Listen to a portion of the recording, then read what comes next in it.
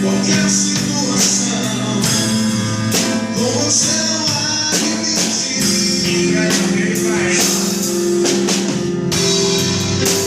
Vou até o fim, por causa desse amor. Você me fez entender que não é nada mais. Viver por que é, qualquer situação, com você não há limite. Amém. Oh, glória a Deus. Já temos aí o livro pronto? Muito bem. Você vai auxiliar, viu? Pensa nas suas escolhas, hein? Aleluia. Para quem não sabe, eu tenho 2 filhos com ela já, viu? Amém. Olha, nós estamos aqui diante dessa testemunha. Esse casal eu já conheço há algum tempo. Tem uma história para contar toda noite, mas se eu contar fica quase 20 minutos. Não dá, né?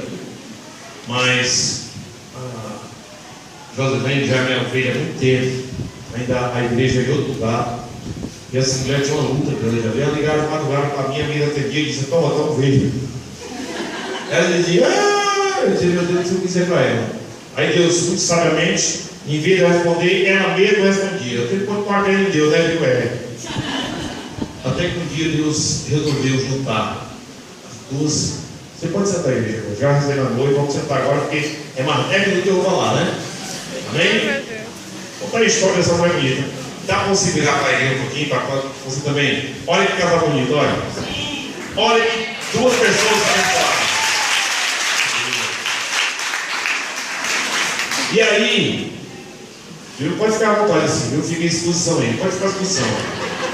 Fica aí que eu vou falar com você para cada Natal, para todo mundo entender que Natal existe em você, né?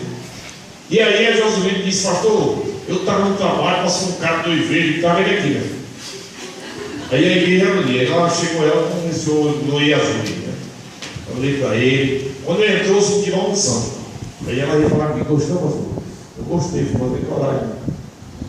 Aí ele veio de novo, veio dessa vez, aí ela: pastor, ele é da igreja tal, ele está indo para lá, deixa ele para lá, filho.